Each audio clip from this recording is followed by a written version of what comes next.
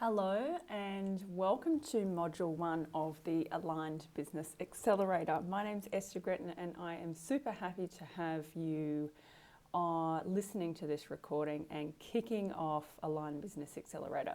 Just for ease, I'm going to be calling it ABA from now on in. And as you know from our welcome and intro video on Facebook, in the Facebook group yesterday, it kicks off today. We have 12 modules over 4 months. And the first one today is the power of mindset. Now, some of you might be thinking, and I know I've been here before too, so don't feel so bad. Why do we need to do this mindset stuff? Why can't we just get straight into knowing my ideal client, building out my products and services, starting to make some sales, go, go, go? And yes, they're super important, and a lot of the course is about those practical elements.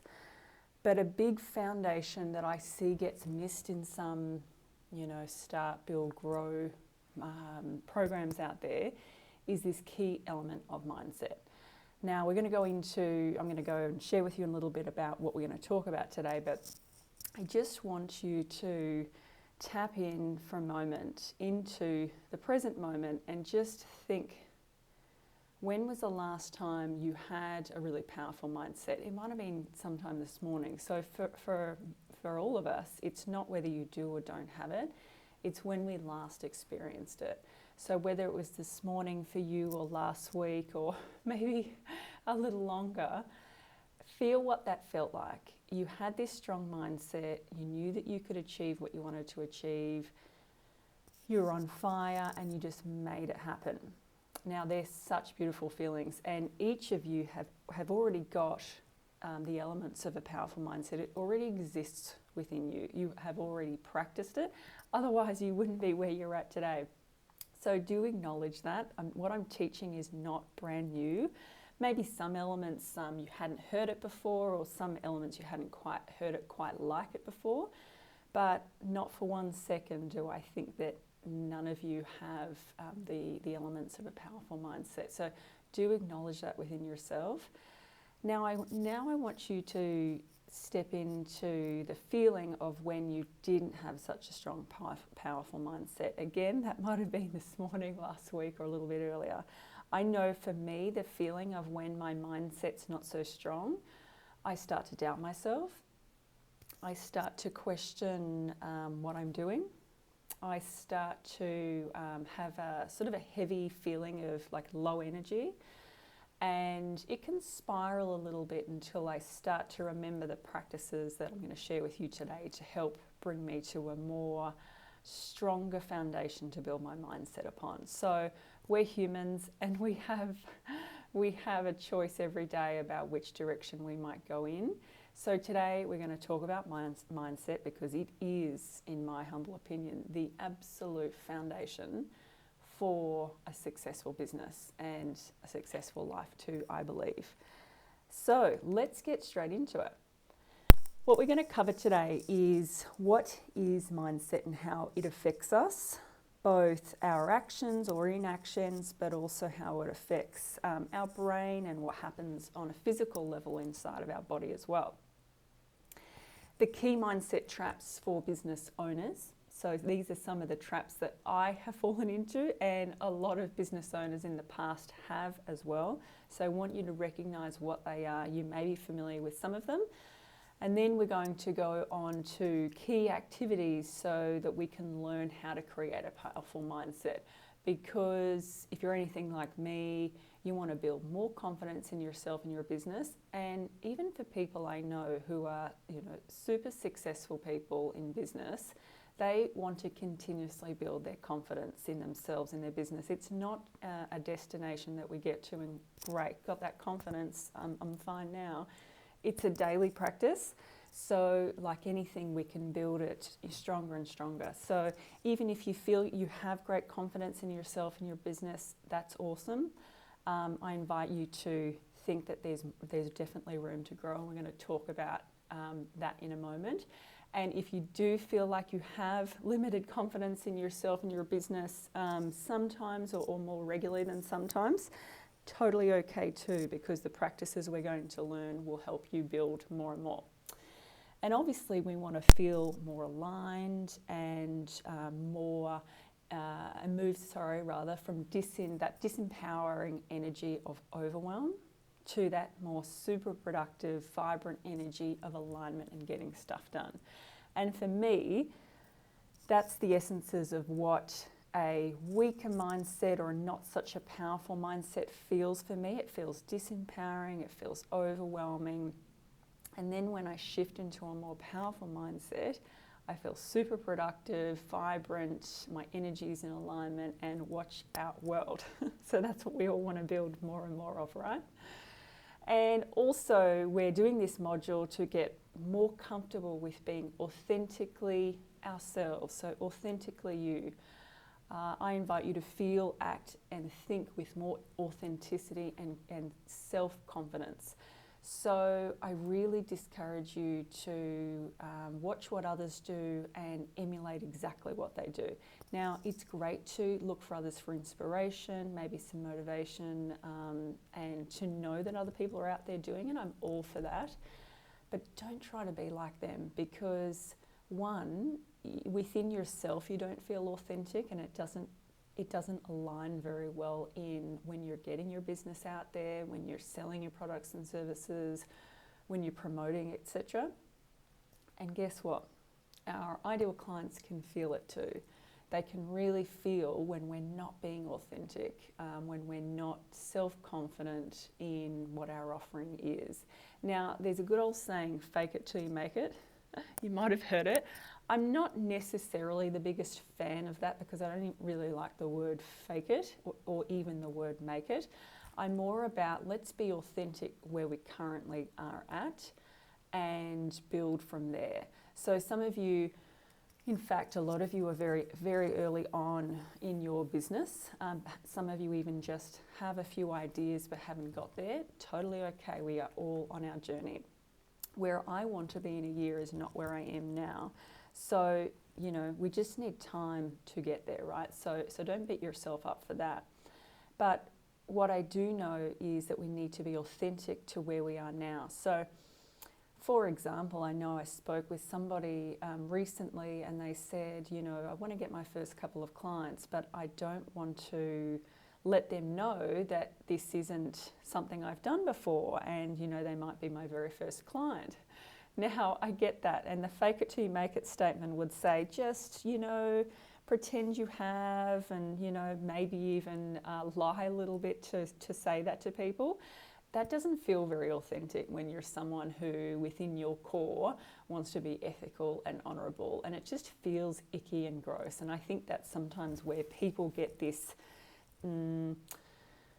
gross feeling about some areas of business, sleazy sales techniques and pulling the wool over people's eyes. We're not going to learn any of that stuff in this course. You can breathe a sigh of relief, thank goodness. We're talking about being authentic and confident in a really grounded way. So what could be an alternative to this person who, wants to not feel that fear or feel that feeling of, I've never done this before? Well, here's my question. I think you have done it before, maybe just not in the way you're doing it. So in the case of this client that I was speaking to about this, she had, over 8 years of marketing experience within corporates, and what she was offering for that client was very similar to what she used to do in her business. So in actual fact, she had done this many, many, many times. Now shift into that energy and all of a sudden you go, oh yeah, okay, cool. I have actually done this many, many times before. And that's what you can articulate to your client. You can let them know, if they ask the question, I've done this so many times for clients, for organisations, and it's produced this kind of outcome, etc., and you align it to what they're after. So without getting into, without getting into the practicals on how to do that sales call in particular, because that's coming later down the track, what I want you to do is come into the authentic feeling of, actually, I have done this before. I learnt it in my studies. or I've done it with people in organisations when I was in my career, or I've done some pro bono work, etc., so that you can authentically let people know that this is something you've done many times before. Now, the final thing is switching from negative and self-limiting self-talk to more positive and empowering self-talk, which links beautifully with coming into that more empowering, super productive and vibrant energy. So that is what we're going to cover today. Let's get into it. So what is mindset and how does it actually affect us? So mindset, when I did a quick Google to get a specific, explanation, what good old Google says is an established set of attitudes held by someone. Now that's a Google dictionary definition, an established set of attitudes held by someone. Now straight away, I have a problem with this because the word established means that it's quite set, right? And even the word established set of attitudes held by someone. And in actual fact, this is what people for many, many years have thought about mindset, that it is fixed, it is established, it can't change, it is what it is. So if you've believed a certain thing for a number of years, it can't change. Well, new research and new science is actually proving that completely wrong. There's a woman called Dr. Carol Dweck. She's a PhD doctor at Stanford University, and she talks about the fixed and growth mindset. Now, fixed mindset is what people, universally thought existed and was only what it was. But in actual fact, science, and dare I say it, a lot of alternative views have believed about the growth mindset for a long time, and now science is beautifully catching up on this. And what the growth mindset research says is it's not fixed, that you can change not only your beliefs, but your level of intelligence, both IQ and emotional intelligence, that is something that can shift and change when you become more aware of it and put work into it. So if you've always had the mindset of, I'm not very good at,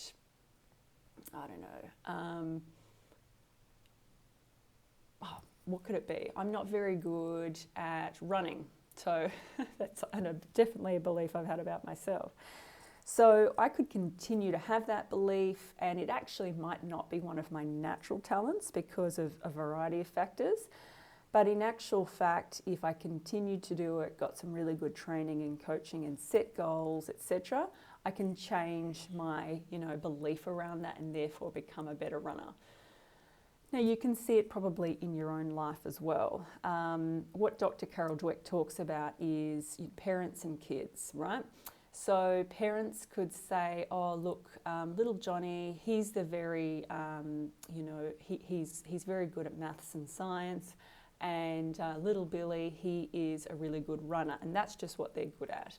So the kid then grows up thinking, right, that's what I'm good at, and seeks opportunities and experiences in life that showcases those strengths. Now, they're thinking that that's, consciously or subconsciously, they are in tune with the fact that that's a fixed mindset. And what Dr. Carol Dweck talks about in her book, she's got two really great books that I encourage you to read if you have the time, is shifting to a growth mindset.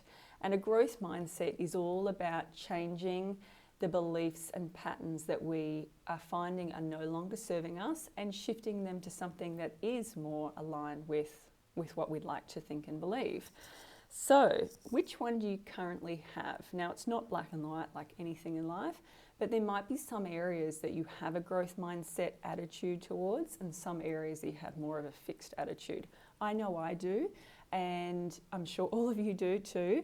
So we're going to talk about how we can create a little more awareness so that we can shift and change that. Now, just quickly, I want to give you a quick 101 on how the brain is structured and how it impacts our confidence and some of our actions and activities. So visualize with me, if you will, the brain as three sections. So you've got the very section at the front, which is called the prefrontal cortex. You've got the midsection, which is the mammalian brain, and you've got the back section, which is, up around the back of your head and your neck, and that's commonly referred to as the reptilian brain. Now, all of these three brains have an absolute beautiful use in our bodies and lives. So none is worse or better than the other. They all are there for a reason, obviously. Now, what happens is when we have a situation in life that happens, so something that, if we have, for example, a fear or belief of something like, I don't know, I'm just trying to think on top of my head. If you have a fear or belief of driving, for example, right? So sometimes people have different fears and phobias, and perhaps, you've always had a fear of driving, or perhaps you've been in an accident or something has happened, right? And it starts to impact your confidence and ability on the area. So if that's the case for you, we'll just go with the driving example.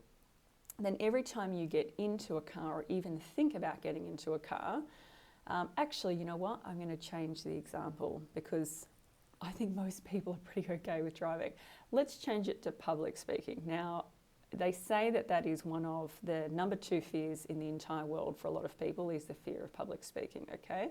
So think about it. If that's a fear for you, think about yourself getting up there in front of a fairly large audience to do a public speaking gig. What might happen for you is you start to feel nervous, anxious, you start to perhaps, show some visible signs like, red cheeks or slightly flushed or sweating a little bit, stuttering your words, dry in the mouth. So what happens there is it's the brain protecting you. Because you have this belief of, I'm fearful of public speaking, I don't like it, I hate it, and you go through that whole sort of repertoire in your mind, what happens is the reptilian part of the brain, that back part of the brain, starts to go into fight or flight. And the fight or flight goes, okay, this is not, this is actually not what is being said, but this is what's happening. If your brain could talk, this is what it would be saying. We're in fear, we're not safe here, something's happening, we can't be doing this is not good, shut this down, get out of here quickly as possible. So the fight or flight response is to, flight is to flee, run away. Fight is to sort of start to get really anxious and argumentative, and you don't want to do it and you start to yell at somebody. Or freeze is actually another one, flight, fight or freeze. And freeze is you literally just stand still and you blank. You don't know what to say, you don't know what to do, and you're super embarrassed. So that's that fight or flight response, and that is actually designed in our brain to protect us. So the human species, thankfully, we have evolved to be, billions in numbers in this world today. And the reason that we have so many people and that we've survived so many different things over the whole course of time is the fact that we have this fear response that is generated in the back of the brain. If we didn't have that fear response, we would too easily have been eaten by lions and tigers way back in the early stages of humanity. We would have too easily been killed by other tribes people. In common day, if we got this far, it would be too easy to get run over. So that fear response is designed to protect us. So we do love it, and we never want to get rid of it, not that you could, because it's how our brains are wired. However, what we do want to do is override it when the beliefs aren't in line with what we want to achieve in day-to-day life. So you may or may not want to public speak, but you do public speaking, but you may want to do a sales call with a client. You may want to do a Facebook Live. You may want to create and offer a new coaching or professional services-based product to the market. And let me tell you, fear will come up with some of these things. They've come up for me and many other people. And what people do to override that fear is to come to the very front part of the brain, the prefrontal cortex. That's a part of the brain that humans have developed. And that prefrontal cortex can override the fear response. So I'm going to share with you a very weird and wonderful tip. It does sound a little crazy, but it works beautifully. And it's what I teach my students at Macleay when I'm helping them with public speaking, and it's what I help teach my clients with all sorts of things to do with fear and confidence in business. And that is this. So the activity is when you start to go into a situation where you feel fear, the very initial point that you want to do is preparation. So we want to prepare for the event over time, and I'm going to share an activity with this as the weeks go on, particularly around the sales area. And that is to first prepare what you can early on. And prepare is absolutely, get your pitch ready, get your Facebook Live structure right first, have some key points on what you're going to say in the sales call. So have that practical structure ready. But then also prepare by sitting quietly with your eyes closed and start to visualize what a successful outcome would look like. Now, science has also proved this. Many very successful sports and business people do this. They visualize what they want to achieve first. Now, I'm not talking necessarily about our big business here because we're still figuring out, and that's also the beauty of this course, we're still figuring out who we want to sell to, what our product and service is, all the practical elements. I'm not saying necessarily for you to visualize that because that might be ahead of the game. It's more to visualize specifically, what you're fearful in that moment. And visualize it on a very regular basis so that your brain can start to recognize, oh, okay, great, this isn't something to be fearful of. Because the more the brain can experience it, either from a visualization perspective and also by doing it in real life, the more it can understand this isn't so scary after all because nothing really bad happens. So that's an activity that you can do. And then there's activities around breathing deeply and moving through it with that visualization. Connect with me, connect with the rest of the group. We're all here to support you. But we're going to go deeper in on that as time goes on. So what are some of the key traps for business owners? Perfection, fear, overwhelm, limiting money beliefs, not being organised, confused on market, confused on ideal client, confused on product, passion and skills, a wavering, resilient attitude, unrealistic about time, and being too serious. So they're the 9 key traps that I see for business owners. Now, if you know of any more, please add them into your notes on this. So number one trap, perfectionism. This is a big one for me and a big one with my type of ideal client where she is, she's had some success in her career or her studies. She's a go-getter. She wants to make things happen. And then she brings that into her own entrepreneurial pursuits, i.e. creating, starting, growing her business. And perfectionism reigns. And what it can do is really stop us from getting out there and making it happen. So in the safety of corporate or even in the safety of doing your studies, you had people pushing you like your boss or your lecturer or the person that you were studying alongside, your mentor, whatever it is, they were pushing you. Now I'm here to help you with that. If I see any perfectionism, talk with me about it because I see it's rear its ugly head a lot with myself and the people I work with. So I've got some tips around that. The fear of perfection. So there is a methodology called design thinking, and we are also going to go into this a little further as time goes on in the course. And design thinking is all about getting your product and service, getting your business up and running, and adapting and making changes as you go. As you go. So not about perfecting it first and then taking it out to the market because, gosh forbid, clients, your ideal client might not like it and then you have to go back to the drawing board. So we're going to work with perfectionism in this course.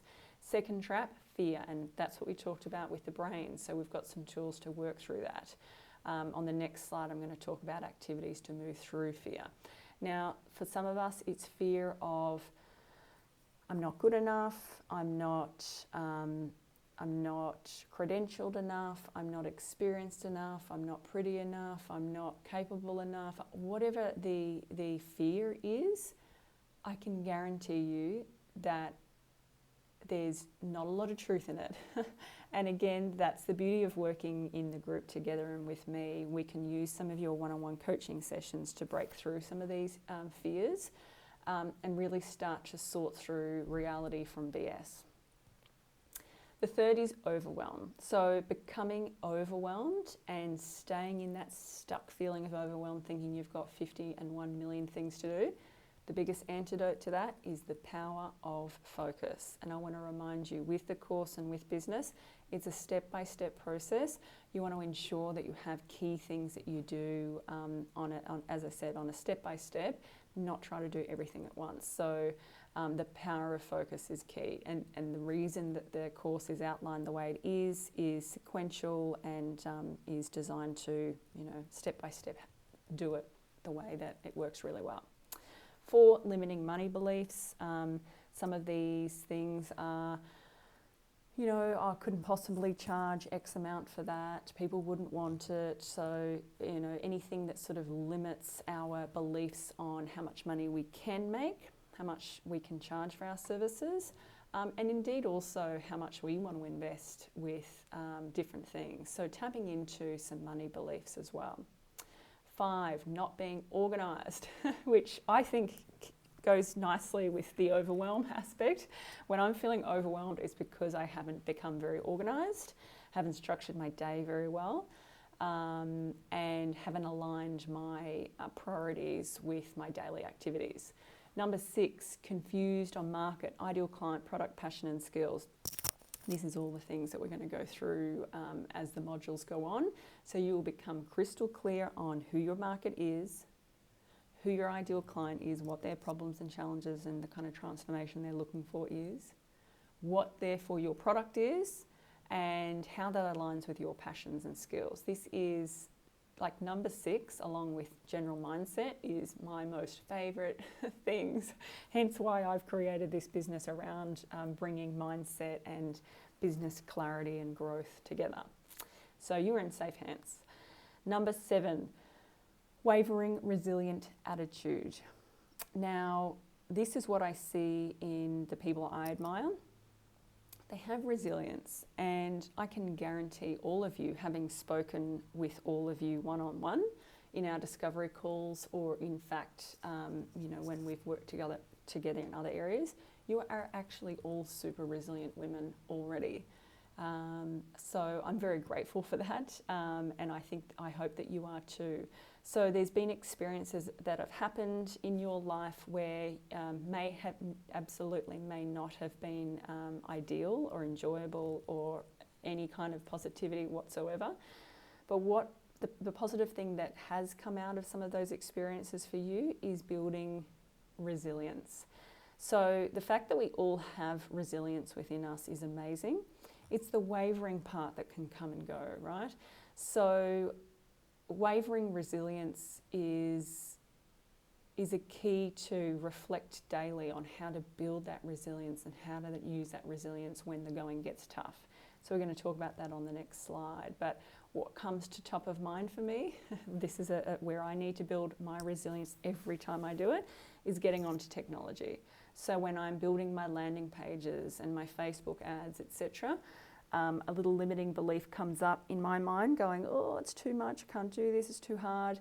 So I need to stop, build my resilience around that. Remember that I'm an intelligent woman, it's 2018, I'm making this happen, and I just get on with it. And that's the beauty of resilience. When it's wavering, I could have had that moment and then just dropped the ball and not come back to it. So we need to build that resilience. Number 8 is being unrealistic about time. So I want you to check in and look at your weeks, look at your priorities. I know some of you are mums to beautiful kids. I know some of you have got full or part-time jobs. I know some of you have got other, responsibilities in life. We all do. That's obviously makes up a part of how beautiful our life is. So it's looking at, in terms of building your business, being realistic about how much time you can spend weekly or daily to building your business. So getting out your calendar and putting in the times that work really well for you. So as we know with the structure of this course, it's going to be video and workbook for each module. So setting aside some time, you can listen to the video, the audio in your car when you're driving, and you can do the workbook when you have a quiet moment. But it's really about being realistic about the time that you can spend. And all of these key points is what I can coach with you on in our one-on-one sessions that you have. So you each have 3 one-on-one sessions, and that's what I'm here for, because group programs are great, but often we need some one-on-one to break through some of these areas. So I'm here for you. Number 9, and the last key trap, is being too serious. So when we're building our businesses and there's other life priorities, it can get a little serious and dramatic, and a little, this whole personal and business development growth can be quite intense and challenging. Yes, but it can also be a lot of fun, right? So I'm all about getting stuff done and, getting, rolling our sleeves up and doing it. But I'd love for us to have a little fun too, because fun opens up our creativity, helps us to solve problems more. There's so much science and research on fun and play in business. So it is super important. So wherever you can create more fun in your life to be an antidote, play with your kids doing something fun, go off and do a fun activity that you enjoy doing it, that is a really good addition to building and growing your business, believe it or not.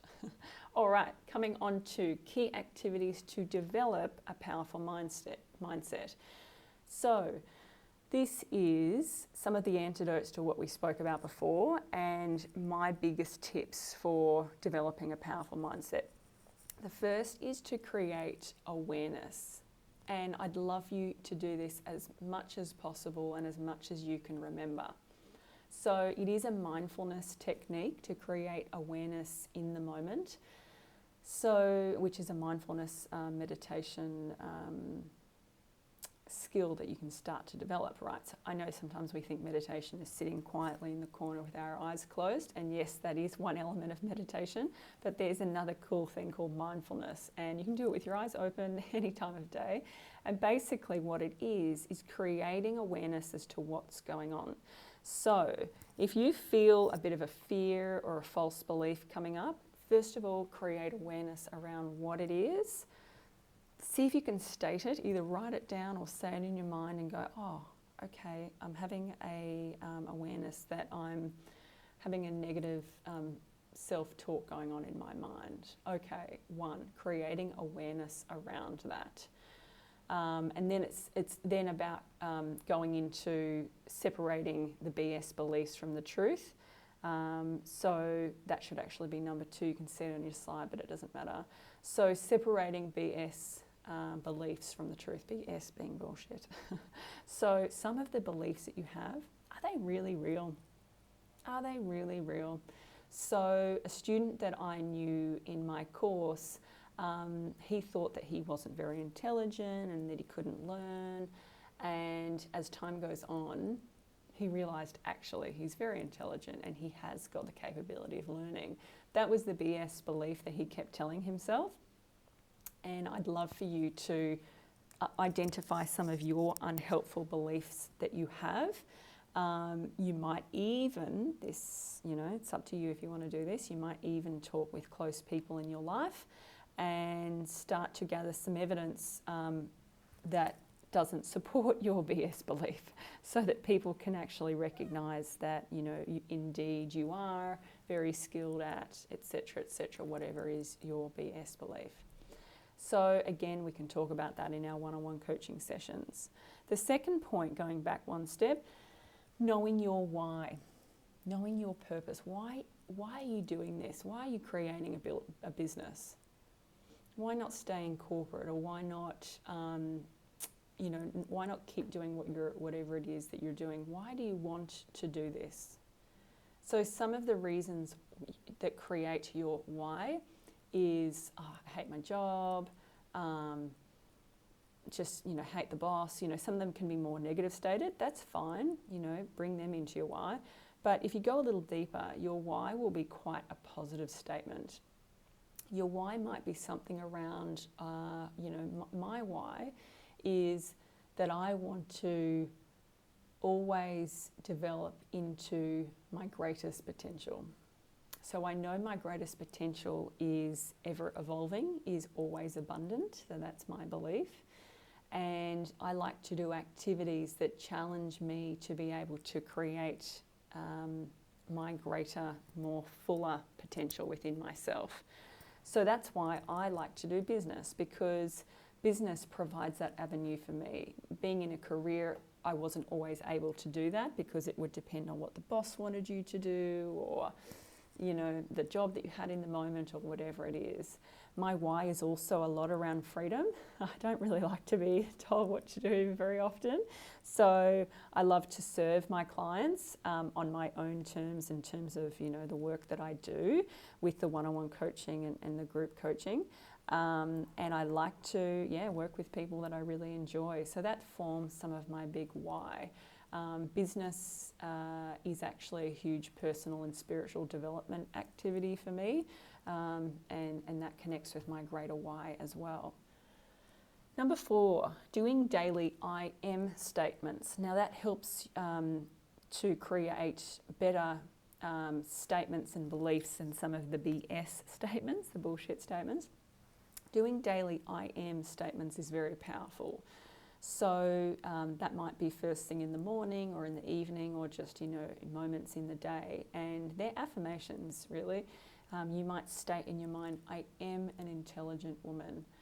I am open to growing and changing for the better. I am successful in what I do. Whatever the statements are that you want to believe a little more deeply, the more that we tell our brains, the more our brains believe it, and it helps build our beautiful confidence. Number 5, aligning your daily activities with your priorities. This is a big one. So once you understand what your why is and also what your priorities are, so for me, my priorities are my personal development, my family, my relationship with my husband, how I earn income, and how I do, how I make, how I grow my business. They're a lot of my priorities, and I need to align my day-to-day activities with that. Now, sometimes things come up, I know that they're unexpected and we need to deal with that in the moment, but have a look at your calendar and have a look at your daily activities and your priorities and see how much they match up. So if you're in early business growth stage, sometimes you do need to spend some more time on developing your business. So for me right now, I'm seeing a little less of friends, but I've let my friends know that I'm in a really exciting growth period in my business, and it's not that I'm not wanting to see them. It's just happening a little less regularly than normal, because I have, I need to spend this time on the business growth at this point. We make sure we speak on the phone, or, we catch up still, but just a little less regularly. So for you, it depends on what area of your life you want to focus a little bit more of your time on. Number 6, stay the course to grow.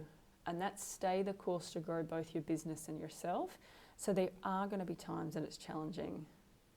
There are going to be times that it's amazing, but stay the course. So connect in with us as a group. We're all going through this together. Connect in with me. I'm here for you too.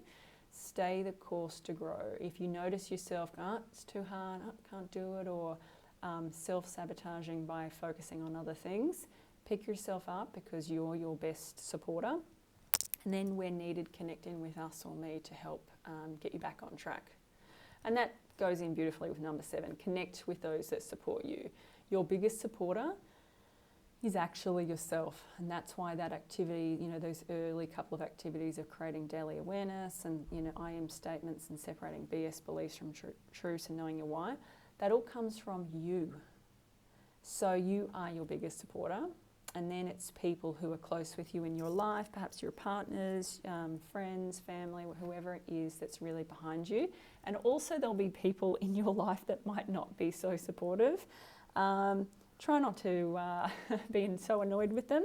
Just focus on what you want to do. At the end of the day, we live our own lives 24/7, and how you're choosing to live your life by building your own business, that's your call. That's the beauty of choosing to build the life that you want to. So if other people have a problem with that, indeed, it is their problem, and you don't need to let it be yours by listening to their discouragement. Connecting with people who encourage you, yourself first, people in your life who support you, us as a group at ABA, and myself. I'm here for you too. Number 8, set boundaries. So linking in with number 5, set boundaries around your time. Set boundaries around your priorities and be really diligent with them. So if you know that part of your priorities is your part-time job, your kids, your husband, your well-being and your business, stick with those boundaries. Make sure that you carve out the right times to spend on each of those priorities in any given day or week, and stick to them. And question yourself if your boundaries get constantly pushed. Because if they do, it sometimes comes back to some self-limiting beliefs. For me personally, sometimes when I feel like my boundaries are being pushed either by myself or others, it comes down to a deeper feeling in that moment. Maybe a little resilience is wavering of, oh, can I do this? So I need to check in with myself, do these powerful practices, know I can and I do this, set the right boundaries around it and get back on track. And number 9, obviously, is to have fun. Have fun, ensure more joy in your day-to-day life. It is such a beautiful antidote to stress. Create daily or weekly or monthly activities which are purely just fun for you. They're different for everyone. I know some of my clients and friends dance around crazy in the living room when no one's watching. I don't do that. Maybe I do. Or grabbing a movie by themselves, or doing something fun as a family, or, kids are such a great way to have fun because they're so in touch with their, their silly, fun selves, which is awesome, is what we need to do more of, connect with that inner child that we all have. So have fun, enjoy, connecting with me. I'm here for you, and enjoy the workbook activities. Re-listen to this whenever you want, and we will get going. Have a great week. Thank you.